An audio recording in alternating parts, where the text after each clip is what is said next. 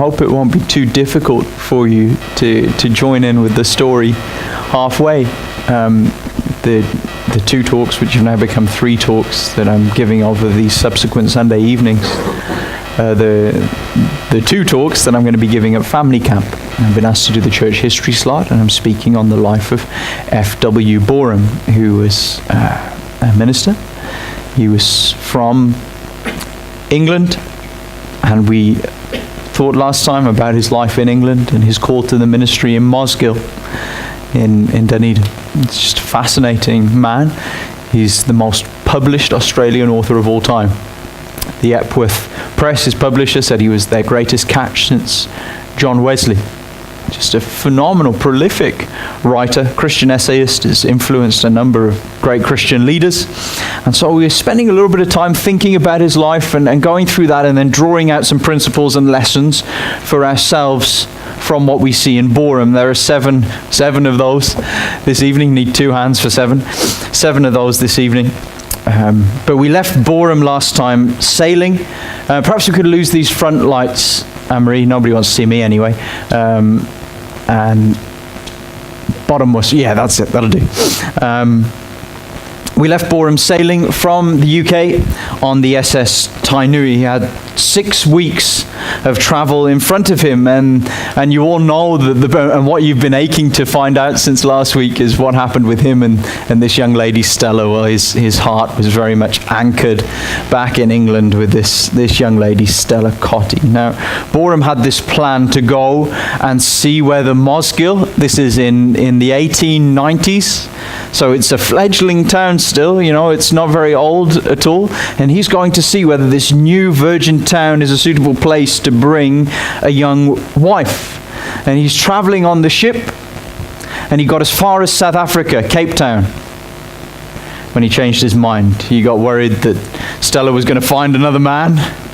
And so he wrote a letter to Stella's father explaining his intentions and said, if you think it's appropriate, please pass on the letter to Stella. And then from then on, he used the rest of the journey to prepare for his first pastorate. And the first thing I want you to see is just something of the ministry that he had. There are 2 verses that really sum up Boreham's attitude to ministry. 2 Timothy 4:5, which says, as for you, always be sober-minded, endure suffering, do the work of an evangelist, fulfill your ministry. And then Romans 1:16, for I am not ashamed of the gospel, for it is the power of God for the salvation to everyone who believes, to the Jew first and also to the Greek. See, Boreham was convinced it was essential to have the gospel at the heart of everything that he did as a pastor, and so his ministry was all done in the shadow of the cross. And they say 3 things about it quite quickly. First of all, it was gospel exalting. The little Baptist church in Mosgiel wasn't much more than a shack with a little place outside for people to tether up their horses that they'd used to travel in on to church on a Sunday morning. And Boreham came this first Sunday that he was there, and he preached the first time, actually the same text that I preached the first time I came here 7 years ago before you called me. And so he preached, I desire to know nothing among you but Jesus Christ and him crucified. And then in the evening he preached on John 3:16, and so that was a real statement from Boreham. That was his intent. He's saying, I'm here to preach Jesus Christ, slain for sinners. That was the heart of what he had for the people there. So it was gospel exalting, and it was gospel shaped. Because the gospel wasn't just a message for Boreham, but it was a way for him to see the world and a way for him to look at the church. At his ordination service, a pastor from Dunedin, a man named Alfred North, had come down to speak, and he commissioned Boreham. He said, there's Boreham with the officers of the Mosgiel church when he first arrived. Mr. Alfred North said, it will be suggested to you that your congregation is an unimportant one, but no congregation can be unimportant to the man who seriously believes the gospel. Now, Boreham took that to heart. The gospel gave him no option but to see his church, the people, as precious, because they were precious in the eyes of God, who'd sent his son to the cross to save them. And so each one of those people was God's treasure. Do you ever find it hard to think of each other like that? It can be pretty difficult when God's treasures let us down, when they don't meet our expectations, when a spark from their tongue starts a fire of frustration in our hearts. And so it's so important that we as God's people are always alert and ready with the fire extinguishing gospel, keeping ourselves right, remembering there is not a single faithful congregation that is unimportant, and there is not a single Christian, not the least person who comes maybe once every 3 months and turns up here and we don't see them again, that's not important. Not when Jesus pursued them to the cross. Not when he allowed his blood to be spilt as their ransom from hell. And so, friend, as you look left or right this evening, you're in the company of precious people. People who God has chosen from eternity to be his own. Third, Boreham's ministry was gospel saturated. And so the gospel wasn't just his message or his method of looking at the world, but it was his motivation in everything that he did. And so he's determined to love his people. And he worked hard at doing that. And he worked hard getting into their homes to visit them. And when they criticized him, which they did, because they said he was quite dry and stiff and impersonal, and he would come and he would do his pastoral visit and do his duty, but there wasn't this sense in which, he was really interested in the people. He took that to heart, and it hurt him. And then he worked hard at being more relaxed and being more gentle. He gave 4 afternoons a week to visiting, and each of those afternoons he covered 5 miles on foot. And when I say on foot, I mean literally on foot, because you remember after that accident with the train, he'd lost a leg. Now this is the kind of ministry that I want, because it's the kind of ministry that we need. Not one-legged, but desperately desirous for the growth and the love of God's people. Because I can preach the gospel, but what use is that if it doesn't saturate and shape my pastoring? But Boreham's ministry here isn't just a challenge for the preacher, and all of us need to be ready to ask the question, where and which areas in my life are being shaped by the gospel? Where can I see God's grace at work? And in what areas has the light of God's grace never really come to bear? What bits have I surrendered to Jesus, and what am I still holding back? What thoughts or activities or attitudes have I gone through this week that I'm still refusing to recognize Jesus is Lord over? What's my attitude to his people like? Are these people gathered together in this room this evening God's blood-bought children and my brethren, or are they just people who are okay to socialize with on a Sunday? So the gospel has to soak in to our lives. The things that it reveals about who I am, who God is, and who you are, they have to shape my thoughts, words, and actions. That goes for every one of us.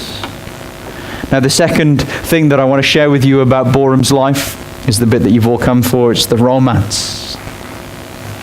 Boreham went home that first Sunday evening, and rather than rejoicing, his heart was aching because he missed his Stella. And so he wrote to her that first night, asking her to come to Mosgiel as his wife, and said, can you reply by telegram as quickly as you can? I need to know. A couple of weeks later, he got a telegram. 2 words. Yes, Stella. Now, Boreham had no idea how he was going to tell the church. And he was a little bit embarrassed about it, being this kind of stiff, awkward guy. But at one congregational meeting early after he arrived, one of the members asked him in that deep Scottish accent, would the minister tell us if he has a lassie? Well, Boreham went bright red and the cat was out the bag. At the same meeting, the church agreed to buy land and build a manse in preparation for Stella's arrival. And there's the first manse at the Baptist church in Mosgiel. Now, Stella was due to arrive in the country in Wellington, March the 25th, 1896. And Boreham travelled from Mosgiel all the way up to Wellington to meet her. He stayed with some friends called the Darlistons. He was a Baptist minister too. And the next morning, before dawn, before the sun had even come up, Boreham was dressed and down at the docks, ready to meet Stella when her ship came in. He waited all day, and the ship never came. The next day, before dawn, Boreham was up, dressed, and back down to the docks. But the weather was so terrible, he got absolutely drenched through. One of the dockers came up to him and said, "Look, no, you've had your accents for the night, by the way. I'm not going to..." I don't know what a Kiwi in Wellington sounded like in 1896. But he said, there's no way any captain in his right mind... In fact, I've got the quote. "No captain in his right mind would bring a ship to port in this weather." And so Boreham accepted the advice and he went home. He got back and his hostess said, "Look, you need to change out of these wet clothes before you catch a cold." But Boreham didn't have any spare dry clothes with him. He obviously needed a wife to pack for him. But Miss Darliston grabbed some of her husband's clothes for him. Now the problem was her husband was quite a small man and Boreham was very tall for his day. He was over 6 foot tall. And so Boreham says, "Now my host was of distinctly petite build, whilst I was of clumsier proportions. Recognizing the wisdom of Mrs. Darliston's counsel, I contrived with a struggle to encase myself," you love his language, "encase myself in the diminutive attire placed at my disposal. My own wet clothes were put to dry. This transformation had scarcely been completed when looking from the window," and you know what happened. He saw the sails. The ship was coming in. Now Boreham couldn't go and meet his new wife to be in clothes that were 3 sizes too small for him. And so he threw his wet clothes on over the top of the dry ones and ran down to the dock. Boreham and Stella married in Wellington. And they were married by a man named J.J. Doak, who came to have a really significant influence in Boreham's life. So let's talk a little bit about the third thing, discipleship. Proverbs 27:17, I've already mentioned this verse tonight in passing. But as iron sharpens iron, so one man sharpens another. Boreham really admired Doak. He said he was the most intelligent, educated man he'd ever met. The two became very close friends. There was one time when J.J. Doak had come down to Mosgiel to visit the Borehams, and they were sitting out on the porch at the front, and a boy rode up on a bicycle. He said one of Boreham's parishioners, a young lady named Nellie Gillespie, was very ill with consumption and that he needed to come and attend on her. And so Boreham said to J.J. Doak, "I'm very sorry, will you excuse me?" And Doak said, "Yes, of course I will." And just as Boreham turned to leave, he grabbed him by the hand, flung himself down on the floor and said, "But I'm Nellie Gillespie. What will you do for me? What do you have to say?" And so Boreham kind of joined in with this little play and practice run, and he explained the full, the grand, sweeping history of redemption. And Doak said, "Oh no, but I'm so ill and I'm so weak. It's too long." And so Boreham went again, and this time he explained the glory of the atonement. J.J. Doak said, no, it's too long. The consumption, it's taking my breath away. I'm so weak. And so in 3 sentences, Boreham explained the everlasting love of God and the everlasting power of the cross.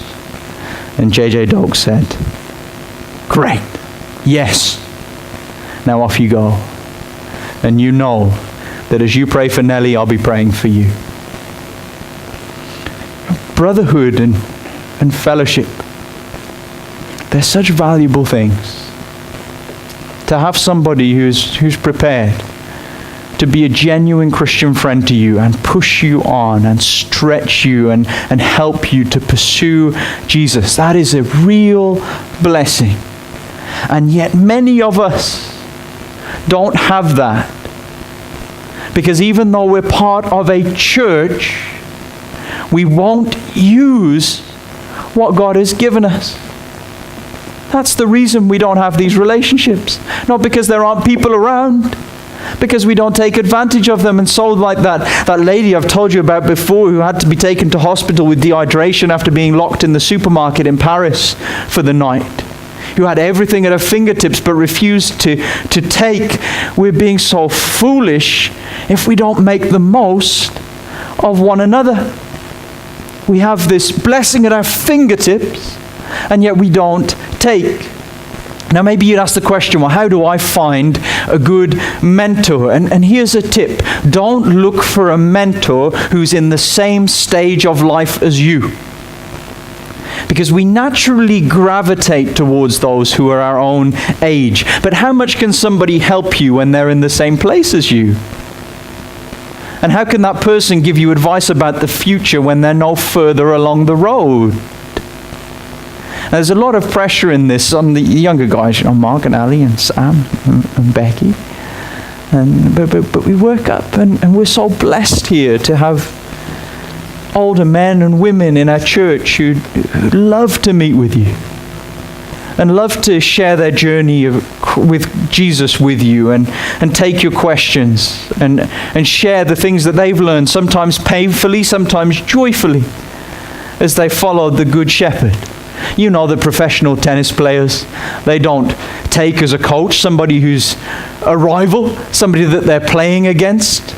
But to bring young people on, you look to experience. And so I challenge you, think really hard. Who could I go to? Who could I ask to help me to pursue Jesus and to know him better? Because you're spoiled for choice here. And to not take advantage of that, it's pretty criminal. Now eventually J.J. Doak, he became a missionary in Africa, and so this friendship and mentorship with Boreham, it was all too short-lived for Boreham. He had an incredible testimony. He met Gandhi. He shared the gospel with Gandhi and was eventually martyred in the Congo. Boreham wrote a biography of J.J. Doak that you can buy today. It had its first title was The Man Who Converted Gandhi, but then it was rewritten as Lover of Life by F.W. Boreham, and so you can find that if you're interested in Doak. Let's talk though fourthly about Boreham's preaching. Boreham didn't think that he was a very good preacher at all. He thought his style was dry and his voice was high, but he didn't expect the congregation to shut up and put up. He worked again to learn and to improve. He'd go to Dunedin for the day just to sit in the courthouse and watch the barristers make their cases and then take what he was learning from what he was seeing and apply it to his own preaching. He said, I felt strongly that since a preacher is essentially a public speaker, no speaker in any other department of public life should be permitted to put him to shame. I wonder how many of our young preachers preparing for ministry think that way. And instead just expect congregations to deal with my inadequacies. You're always going to have to deal with the preacher's inadequacies. But we should do what we can, where we can, to reduce those. And so this is a man who's always looking to improve his preaching. Even when his family were on holiday down at Tyree Mouth, he would go off on his own among the sand dunes and practice projecting his voice. And so you imagine just, you got your bucket and spade and there's someone shouting over through the sand dunes. That was Boreham.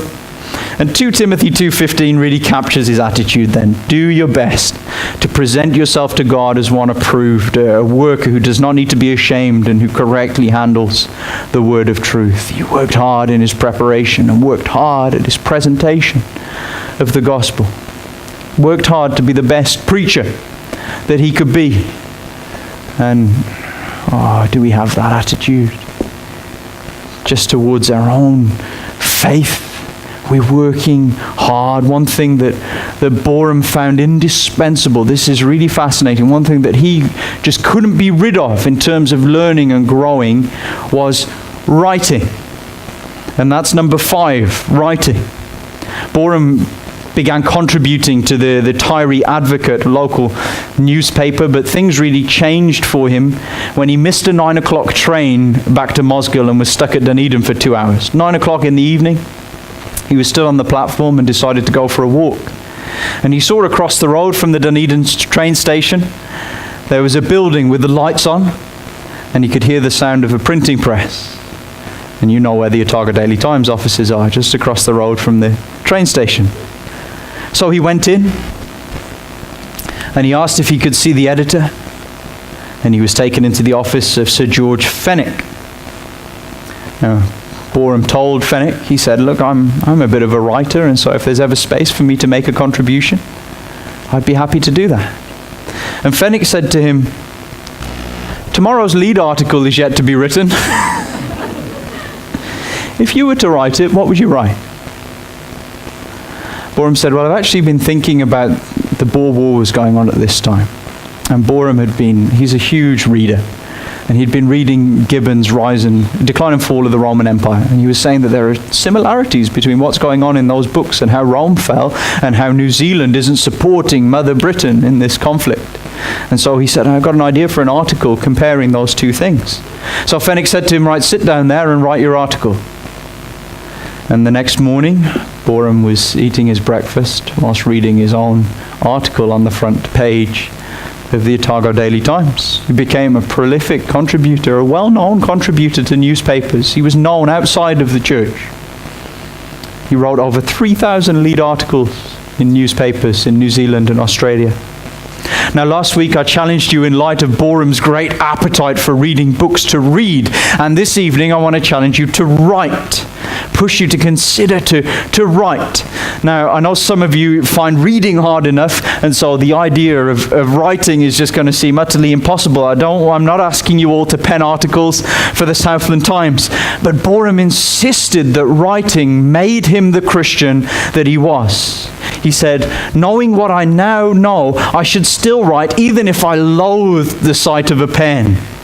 For I have discovered in the course of my pilgrimage that the exercise of writing helps a man to marshal his ideas and present them in the most forceful and attractive way. And that's true for every one of you who's ever had to write an essay, and it might have been years ago, but you know it because you have to think then as you write about structure and about argument, and it forces you to weigh your words. And I would say anybody who preaches should get into the habit of writing a full manuscript, whether you use it or not, but discipline yourself to write it, and then discipline yourself again to go through it and cut anything out that you can and leave only the things that are absolutely necessary to say. And not only will your congregation thank you for doing that, but so will future you.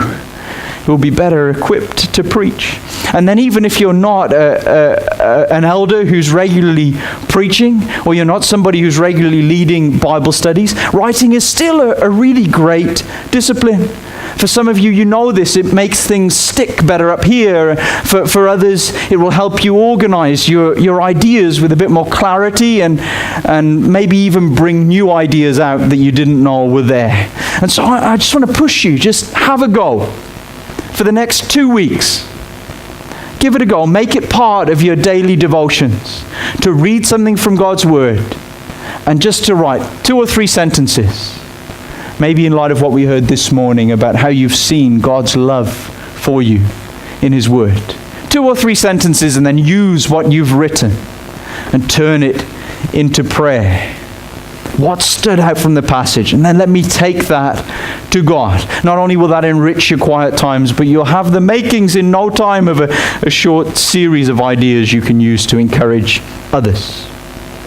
Now, writing is so much easier today than it was in Boreham's day. You don't have to pick up a pen. You can blog. You can tweet. Maybe you're terrified of technology. You're in good company. So was Boreham. He had a typewriter in his house for a week, and then he threw it out because he spent more time wondering how it worked than writing. In 1897, God blessed the Borehams with a little girl that they named Ivy Tyrene.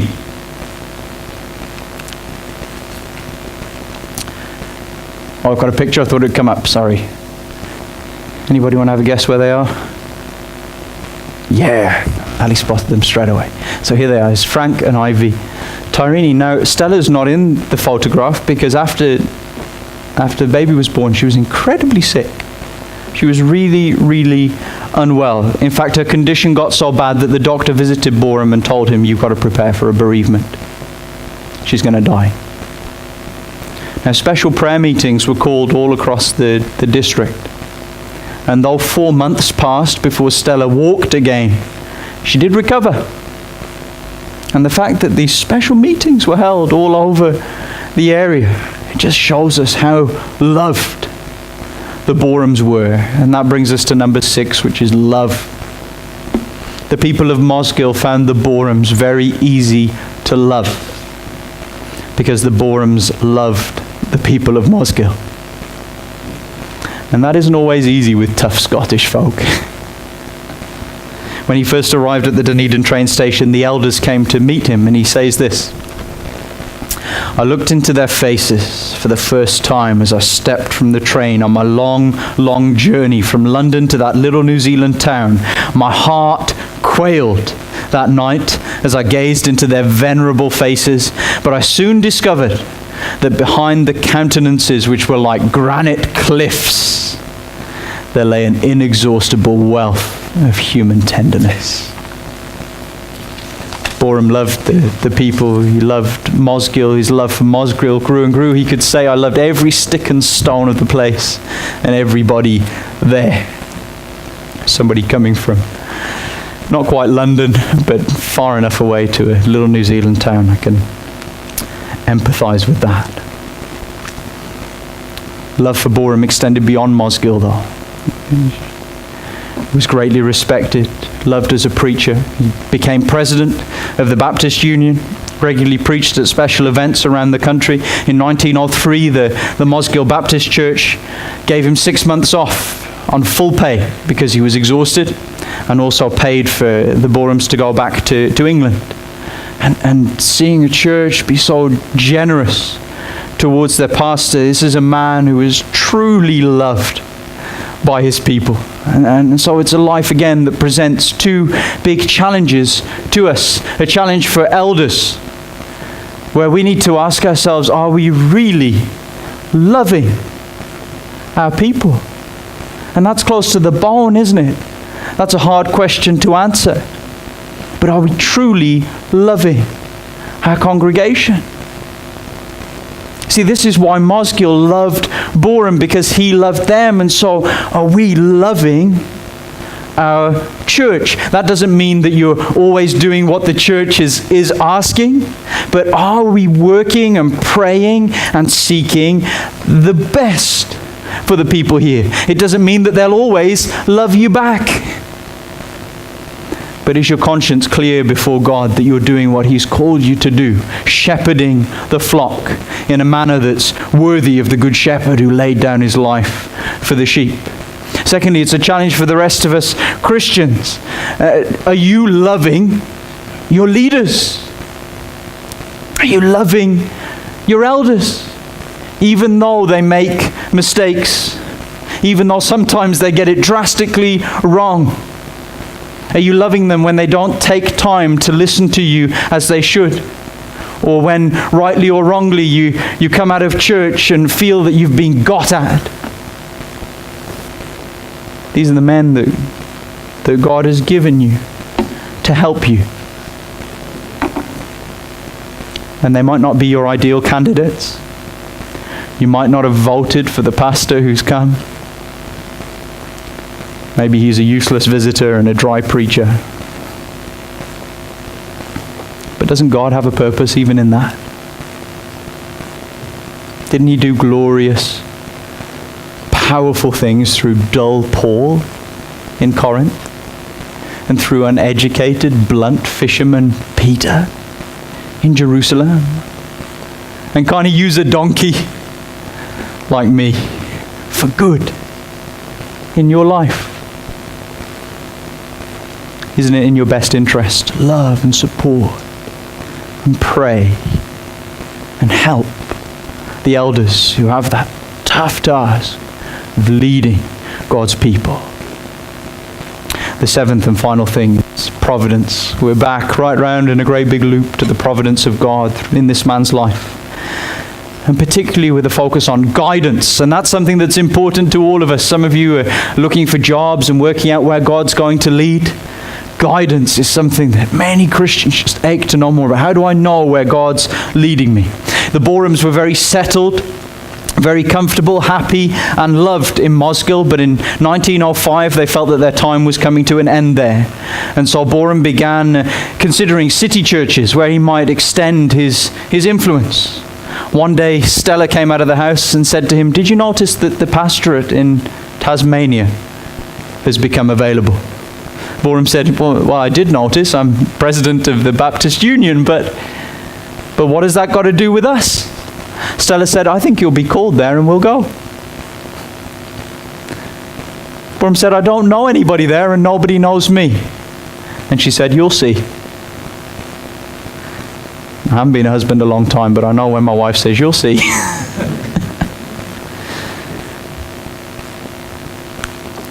Now, Boreham, as the president of the Baptist Union, he'd already been called to the 4 biggest Baptist churches in New Zealand: Auckland, Wellington, Christchurch, Dunedin.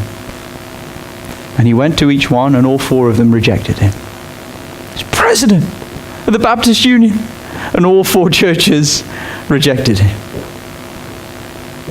How do you react when your plans collapse? This is what Boreham said.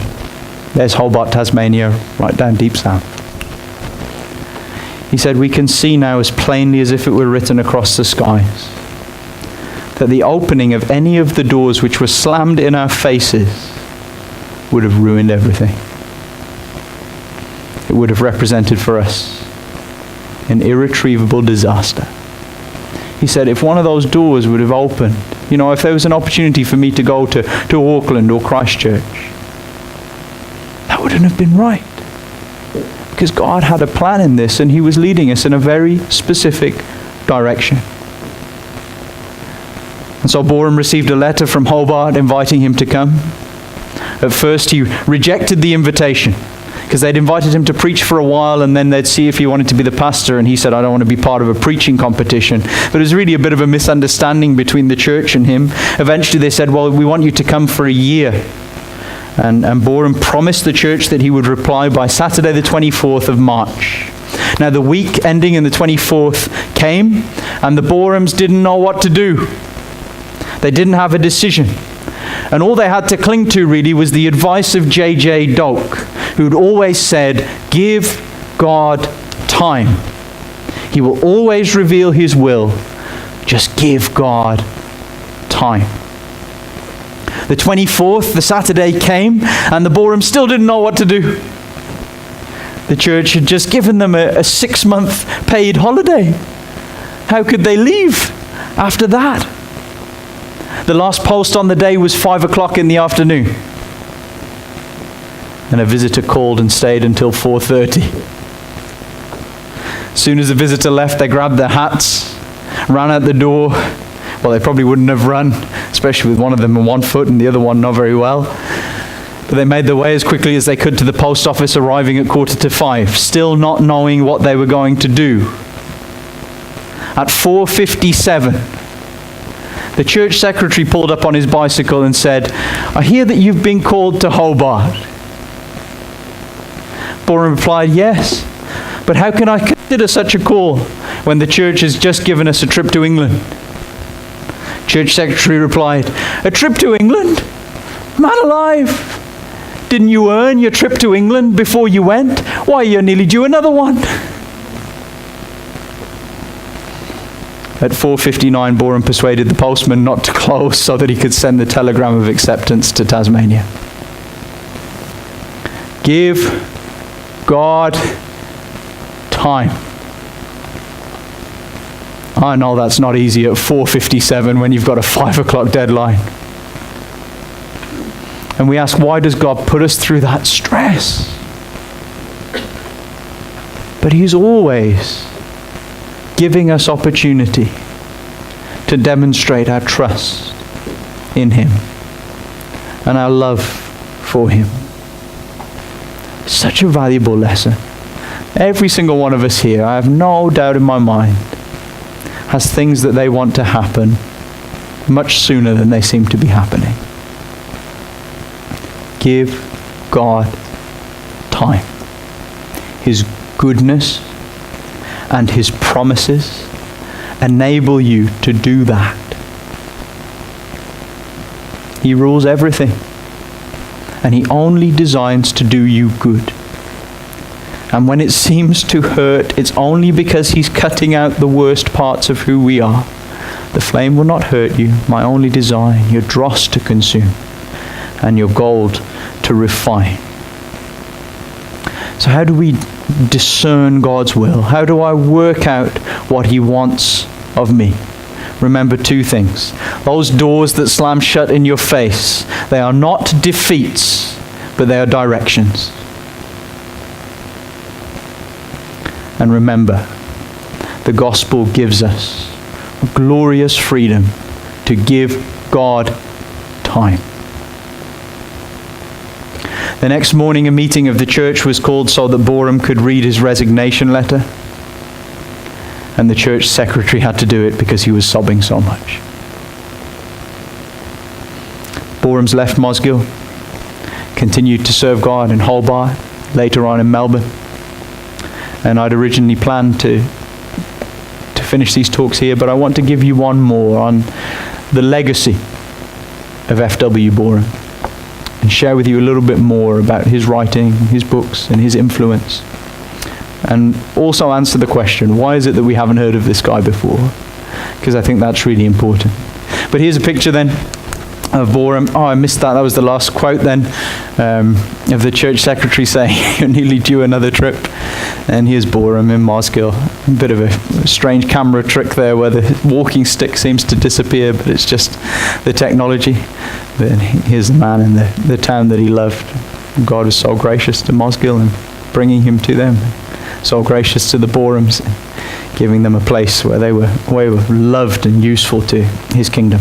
Let's pray.